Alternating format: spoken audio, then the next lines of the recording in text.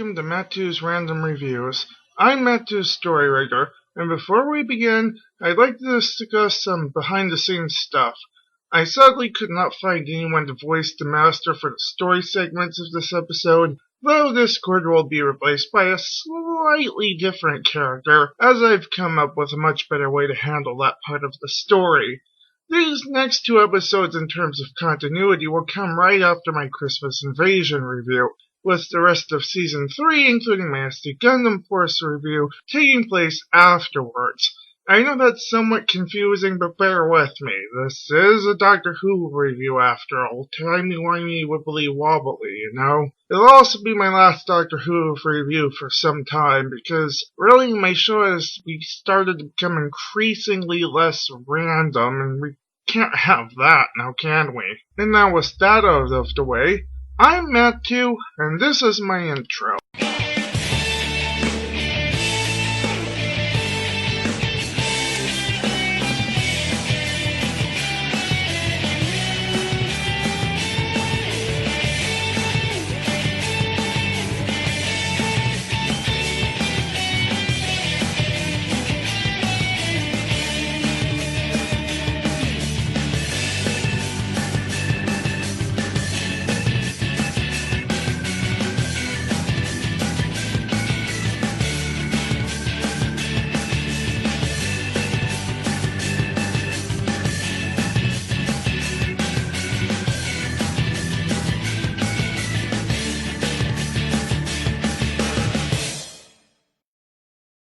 This episode is the first of Season 8, which saw the second appearance of the Autons who would not return until the start of modern Doctor Who, which I will get to on a much later date, as well as the first appearances of companion Joe Grant, Unit Captain Mike Yates, and of course the Doctor's rival and sometimes arch-nemesis, the Master.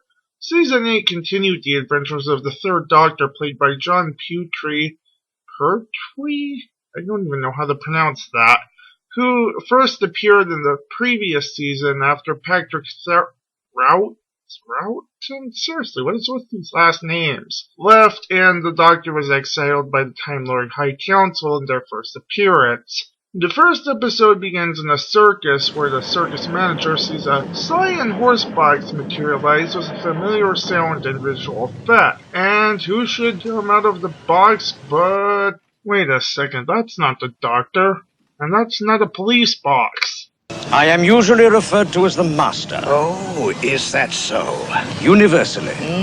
Well, I am Luigi Rossini, internationally. The Master says he needs the manager, revealing that he knows his real name. The manager threatens the Master, but the Master quickly subdues him and hypnotizes him.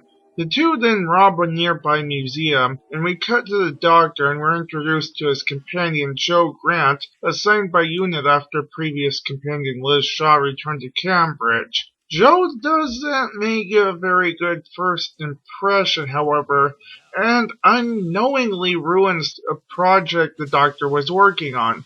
The Doctor almost fires her later, but couldn't bring himself to do so. Dealt with it, you've ruined it. But your match was on fire. 3 months of delicate work, and now look at your ham-fisted bun vendor. But this whole place might have gone up in flames. My dear young lady, steady-state micro-welding always creates more smoke than fire. Steady-state micro-welding? Yes, an advanced engineering technique pioneered by the Lamardines. The Doctor learns about the robbery, and it turns out it's a nesting consciousness, which, as any modern Doctor Who fan would know, is the psychic brains behind the Autons. Back to the Master, he shows up at a deep space radio telescope where he dispatches the scientist working there and connects the nesting to the telescope and transmits a signal. The Doctor learns about the attack on the telescope and sets off to investigate in the roadster he calls Bessie, as he's not allowed to use his TARDIS anymore. When he arrives, he hears a familiar noise again, and a Time Lord materializes without a TARDIS for him. Jeez, Mary Poppins must really be a Time Lady if the Time Lords can fly like that. The Time Lord warns the Doctor of the Master's presence on Earth, The Doctor talks down on the Master, but the Time Lord reveals that the Master had done better in science class, and also reveals that the Master left behind a little surprise. An explosive tied to the door that would explode and destroy the whole place if it fell, which would happen if the door opened wide enough. I don't know how that wouldn't be considered juvenile to a Time Lord, honestly, but the other Time Lord sure seems impressed by it. The Doctor rushes in and just barely manages to catch the explosive, removes the string from the door, and defuses the bomb. We then discover that one of the scientists had been killed, miniaturized, and stuffed as a known lunchbox. Okay, now I'm impressed. Somewhat mortified, but impressed. The Doctor and unit set up a search for the Nestine, while the Master sets in motion his plan to make an army of Autons under the ever-so-subtle alias Colonel Masters.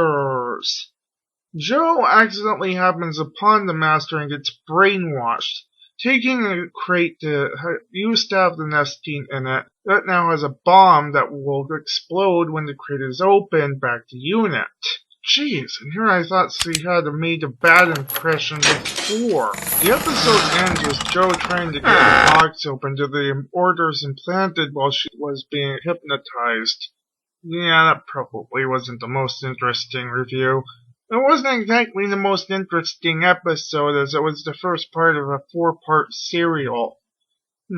This episode reminds me, I wonder how long it will take for the time travelers to find the Master.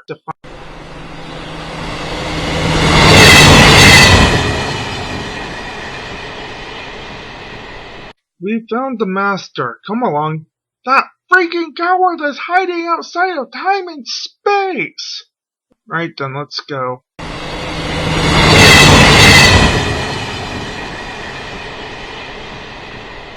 Oritachi! Sanjo! Doctors, you found me! Stay away from me! Something's not quite right. Let's worry about that later! Ikuse! Be careful not to kill them! Stay back! I'm warning you! Something's not right. His personality is all off. He doesn't seem to have been discorded, but... That seems to have been not discord! That apple just... Wait... No, could it be?